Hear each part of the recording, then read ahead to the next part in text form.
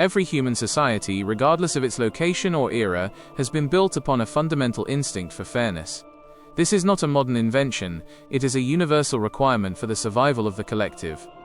Long before we had complex courtrooms or digital databases of statutes, ancient civilizations developed codes of law that were almost always rooted in a spiritual sense of divine order. From the Code of Hammurabi in Mesopotamia to the concepts of Ma'at in ancient Egypt, justice was viewed as a reflection of the harmony of the universe. To be just was to be in alignment with a higher truth. This segment explores how this shared human requirement for fair play served as the bedrock for civilization. It was the realization that without a reliable system to protect the weak from the strong, society would eventually collapse into chaos. This universal instinct suggests that justice is more than just a set of rules. It is an expression of our shared spiritual heritage. When we look at the historical development of law, we see that it wasn't just about punishment. It was about creating a divine balance where everyone had a place and a right to exist. Whether it was the Jewish Torah, the Roman 12 Tables, or the early tribal councils of the Americas, the goal was the same: to establish a predictable environment where the right action was rewarded and the wrong action was corrected. By understanding these ancient foundations, we see that our modern pursuit of justice is part of a much older story. We are continuing a global tradition of trying to mirror a sense of cosmic fairness in our earthly relationships. This section sets the stage by proving that the hunger for justice is a permanent part of the human soul, providing a common ground that transcends any single culture or religion. Within the broader history of justice, the approach of Jesus introduced a radical shift in perspective. Justice was not primarily about punishment, but about the restoration of dignity. In the society of his time, the legal and religious systems often focused on strict adherence to rules, which frequently left the poor, the sick, and the outcast on the fringes. Jesus challenged this by demonstrating that true justice is active and rehabilitative. He didn't just advocate for the law, he advocated for the person the law had forgotten. This segment explores his unique methodology, where justice meant bringing those on the outside back into the center of community life. It was about fixing a broken social fabric by recognizing the intrinsic value of every individual, regardless of their social or economic status. We see this restorative justice in action through specific stories, such as the widow's mite. While others looked at the quantity of money being given, Jesus looked at the quality of the sacrifice, elevating a poor widow above the wealthy donors. He redefined value based on the heart rather than the bank account. Similarly, when he stood in defense of the accused, famously preventing the stoning of a woman by challenging her accusers to look at their own flaws, he was practicing a form of justice that prioritized mercy and the potential for change over cold, vengeful execution. This was justice as a healing force. It was about giving a voice to the voiceless, and ensuring that the least of these were protected from the systemic abuses of the powerful. By shifting the focus from what is legal to what is right and restoring, Jesus provided a powerful example for universal faith, showing that the ultimate goal of any just system must be the preservation and elevation of human dignity for all.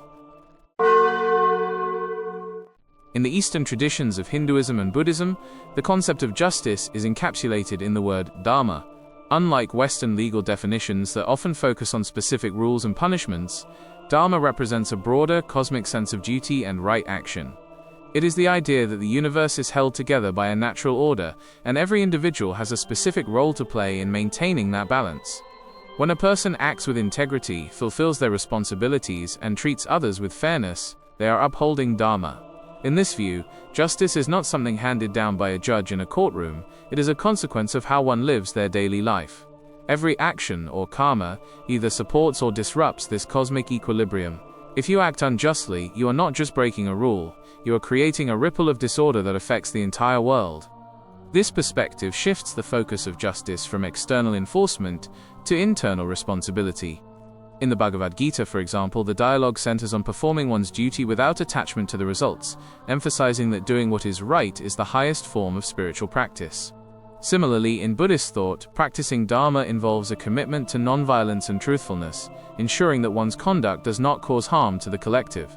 This segment explores how this Eastern view provides a practical framework for a just society where everyone understands their interconnectedness. By seeing justice as a duty toward the universe, we realize that our personal conduct has a global impact.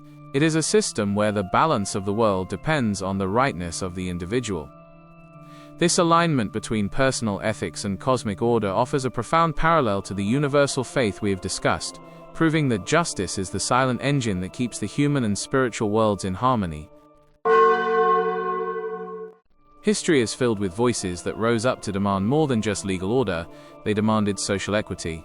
From the ancient Hebrew prophets like Amos and Isaiah to the early Islamic thinkers and the companions of Muhammad, there has always been a powerful tradition of religious figures who viewed justice as a commitment to the least of these. These prophets did not just speak to the soul, they spoke to the marketplace and the halls of power. They condemned those who exploited the poor, cheated the worker, or ignored the needs of the orphan and the widow. For these figures, true faith was inseparable from economic fairness. They argued that a society could not claim to be holy if it was not also equitable. This segment takes a historical look at how these voices forced humanity to confront the systemic imbalances that keep people in poverty and subjection. In the Islamic tradition, for example, the concept of zakat or mandatory charity was established as a pillar of faith to ensure that wealth did not remain concentrated in a few hands but flowed back to support the vulnerable. This was a direct, practical application of social justice intended to maintain a healthy and balanced community. Likewise, the Hebrew prophets often spoke of mishpat and tzedakah, words that translate to justice and righteousness but specifically imply a duty to defend the rights of the marginalized. These movements illustrate that universal faith is never a private retreat from the world. It is an active engagement with the structures of society. It demands that we look at the bank account of the widow and the wages of the laborer as the true measures of our spiritual health.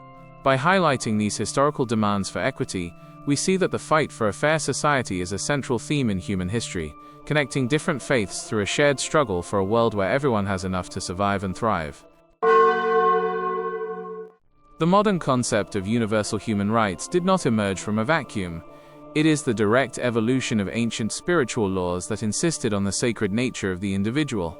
For centuries, various traditions have taught that every person possesses an intrinsic value that exists independently of their wealth, status, or utility to the state.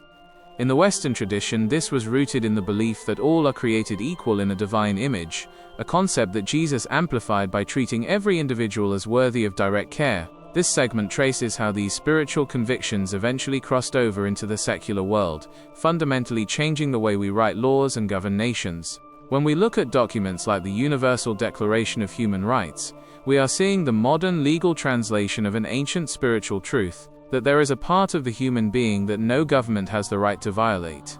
This shift from spiritual value to legal right was a revolutionary moment in human history. It moved justice away from being a gift granted by a king, and toward being an inherent property of being human. Philosophers of the Enlightenment took these religious seeds and planted them in the soil of political science, arguing that if every life has a divine spark, then every life deserves liberty, protection, and a voice. This is the practical legacy of universal faith in our modern world.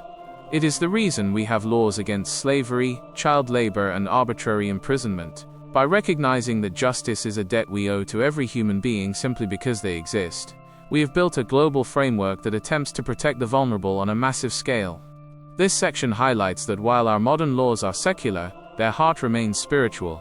They are built on the firm conviction that the individual is not a tool for the state, but a person with a dignity that must be defended by the collective strength of society. In a world often fractured by war, systemic oppression, and deep-seated hatred, traditional forms of punitive justice which focus solely on eye-for-an-eye retribution often fail to heal the underlying wounds. This has led to the rise of restorative justice, a practical application of the spiritual logic of forgiveness and reconciliation to solve modern societal conflicts. We see this most clearly in the work of Truth and Reconciliation Commissions, most famously in South Africa following the end of apartheid. These commissions were built on the idea that for a society to move forward, the truth must be spoken, and the humanity of both the victim and the perpetrator must be acknowledged. This is the real-world manifestation of the teachings of Jesus regarding grace and the Eastern concepts of restoring balance. It proves that justice is most powerful when it aims to heal a broken community rather than just punish a guilty individual. Restorative justice is a direct and difficult process. It requires victims to share their stories and perpetrators to take full responsibility for their actions in a public forum. The goal is not to forget the past, but to ensure that the past does not dictate the future. By focusing on repair rather than just revenge, these commissions have prevented civil wars and allowed deeply divided nations to find a path toward coexistence. This segment examines how this spiritual logic provides a functional toolkit for peace-building in the 21st century. Whether it is a local community dispute or a national crisis, the principles remain the same. Justice must prioritize the restoration of relationships and the rebuilding of trust. It is a testament to the power of universal faith that these ancient ideas of mercy and truth remain our most effective weapons against the cycles of violence that threaten our modern world. This section illustrates that even in our darkest moments of division, the pursuit of a higher restorative justice offers a practical way back to harmony. As we look toward the horizon of a globalized society, it becomes clear that the pursuit of equity is the definitive challenge of our time. True justice is not merely a collection of legal documents or the presence of a courtroom, it is the outward practical expression of universal faith in action. When we acknowledge the shared spiritual heritage that emphasizes the dignity of every human being, we realize that global equity is the only logical goal for a conscious civilization. This means moving beyond a world where your quality of life is determined by your place of birth, and toward a future where resources, opportunities, and protections are distributed with a sense of cosmic fairness. This is a direct and necessary evolution. It requires us to transition from being passive observers of history to becoming active participants in the construction of a more balanced world. The future of global equity depends on our ability to take the ancient lessons of restoration, balance, and social duty and apply them to modern challenges like digital access, environmental protection, and economic stability. It is about building systems that do not just reward the powerful but actively lift the marginalized, mirroring the restorative justice modeled by the great teachers of the past. Each of us has a role to play in this process through our daily decisions, how we spend our money, how we vote, and how we advocate for the least of these in our own communities. By choosing to prioritize substance over status and fairness over greed, we contribute to a global ripple effect that moves the world closer to a state of true harmony. This conclusion serves as a call to action, to recognize that justice is a living practice that requires our constant attention. When we commit to building a more equitable world, we are fulfilling the highest potential of our shared humanity and ensuring that the scales of mercy remain balanced for the generations to come.